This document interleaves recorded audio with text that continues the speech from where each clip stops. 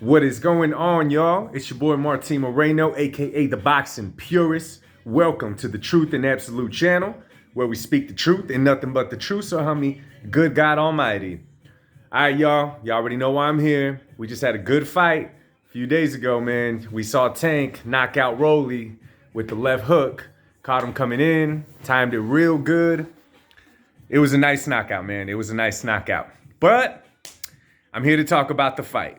And guess what? The fight wasn't all as pretty as that knockout.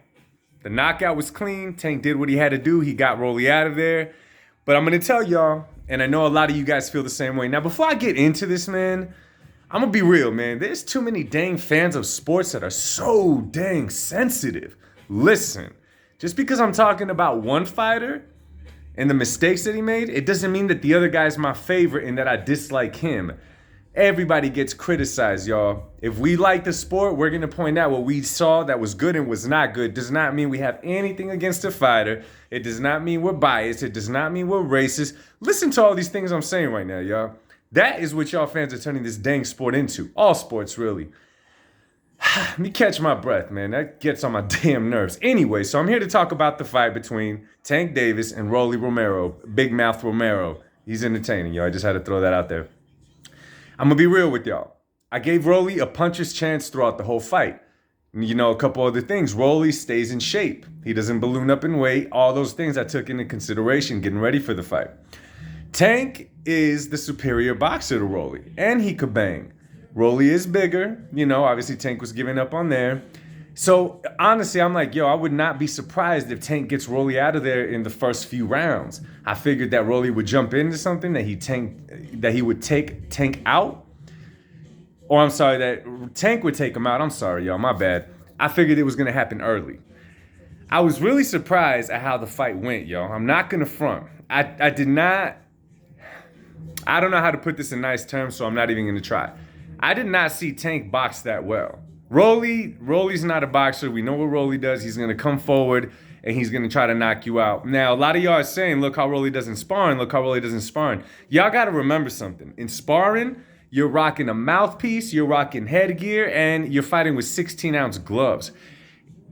You're a lot more comfortable jumping in and pressuring somebody and fighting crazy when you know you got headgear and big gloves. You know, the pain is minimal now when you're taking hits like that. That's why Rolly looks so good in sparring. In sparring, he looks like an animal, but you can't fight that way. That's just not how it goes for Rolly's particular style. Tank, on the other hand, y'all, I don't know. I did not see any superior boxing from him, you know? Even, let's be real, y'all, there was a couple of rounds where Tank was literally running. And a lot of people are saying, no, he was setting up a big punch. Listen, I'm a boxing fan. I've been watching boxing for a long time. I know different ways that fighters set up shots. What Tank was doing looked like what Gabe Rosado did against that one guy that he ended up knocking out. Ran away from him. The guy came in and he caught him. That could happen in boxing, y'all. But let me tell y'all something. That would not work against somebody else that was more experienced than Rolly, the way that Tank caught him. And I'm not trying to take from Tank. I just call it how I see it. This is how I feel about it. You're not going to catch every fighter with that, because most fighters would read that like, I know what he's doing. He's trying to get me to jump in. So he keeps running away. On paper, though, Tank lost those rounds. There's no way to defend it. I'm going to be real with y'all.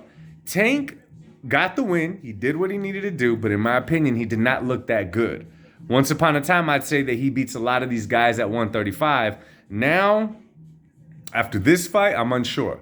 Now, I know Rolly's big. I know he's awkward. I know he's all of those things.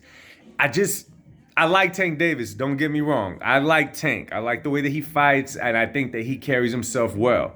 I just don't see him at that elite level, y'all. I really, really don't. I'm not saying he can't get there. If he's not with Floyd anymore, he fought Rolly. I'm sure he's going to get more big fights, and he's going to start getting better. But I just don't see an elite level boxer with him. I'm going to be real with y'all. I see a few guys beating him. A few of them. Y'all got to remember how small Tank is. You throw him in there with someone like Tio that's naturally bigger, and Kabang that's been in there with other guys. Ryan Garcia, all these guys. Devin Haney, Shakur Stevenson. All these guys hold size on Tank, and they could box. How would Tank do against them? Now, again, styles make fights. It's not what I'm saying, and I'm not trying to take away from Tank's win. I'm here dissecting the fight. And I just don't feel like that was a masterclass performance from Tank Davis. I just don't feel like it. He did what he needed to do, I guess, and that's important. So Rolly did a lot better than I thought he was going to do. And I think a lot of that had to do with, I don't think Tank was scared of Rolly. I just think that he gave him a lot of respect because he know Rolly could bang. I would say the fight was even leading up to the knockout. Now, Rolly's over here calling for a rematch. Does he deserve a rematch? Not yet. It'd be a waste. He needs to get more experience under his belt.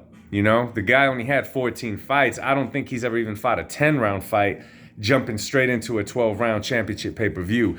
Big ups to him for doing that by all means, because, I mean, he freaking spoke it into existence and he got that fight because the man could sell. It's one thing from Rolly. That guy could sell fights. He has a mouth on him and it's entertaining. So that's how I saw the fight, yo. I'm not surprised by the outcome. I am surprised how the fight itself played out. You know, y'all take that how you want it. Let me know what you guys think about it. Now, this is fight week once again. I think back, y'all, to a couple of years ago that we didn't have no fights because of COVID, and then there was just no fights. PBC with their bull crap, lining up 3 good A-sides on the card against cab drivers, freaking butchers, and taxi drivers, you know? So those cards suck. They look good, but now I'm really happy with the cards that we've been getting. Super, super dope. Now, this week, Saturday, we got George Ozzy Kambosos versus Devin Haney. I don't know if y'all saw the little presser that they had where they were mouthing off at each other. Yo, body language-wise, George is ready. I see that he's ready, and so is Devin. Devin is ready as well. This is my thing with Devin Haney. Devin Haney speaks like he's a super, super avoided fighter. He speaks like he's the most complete fighter that there is. That's one knock I have on Devin Haney, which doesn't take from his boxing skills, but when you carry yourself that way, your fan base is not going to be big at all. You're not humble, dog. That fight, Haney's obviously bigger than Kambosos height-wise. Cambosos got some better experience. He just beat Teofimo. He's been in there. I think he fought Mickey B, although Mickey B was probably a little bit older. And George Kambosos is a tough dude, man. He's tough as nails. He's one of them guys that you're going to take him out on his shield. Devin Haney, his performances against Linares were all right. They were good. Against Jojo Diaz, he got hit a lot. Now, if y'all watch my videos, y'all know that I point out a lot when a fighter gets hit a lot. And I get comments saying that it's boxing. They're going to get hit. True. But you see the level of opposition and how much times they get hit, and you go off of that. When a fighter's there to get hit by a lesser fighter, when he steps into the elite level, what are those guys going to do to him? They're going to pick him off big time. So this fight for me, not quite 50-50. I'm going to go ahead on this one and favor Kambosos, not because of skill or nothing, simply because he has heart. He's flying high right now, you know, and let's not forget, a lot of y'all have mixed emotions about this. George Kambosos called for a Lomachenko fight, which means he called for the best 135-pounder that there is. Scrap that calling all these other names at 135, y'all saying are bigger names than Loma. Hell no. Loma's the biggest name, and let's not forget that's who George went for. He settled for Devin Haney. That just tells you that the guy is daring to be great. Daring to be great. I got a slight edge, George with a slight edge over Haney because of those things, but I think it's going to be a super close one. Of course, I could see Haney winning the fight too. I'm just going with the champ because he's flying high confidence-wise and his mentality. You know what I'm saying? He's not shook by the moment. He's been there. He got a big win over Teofimo Lopez that he was supposed to lose.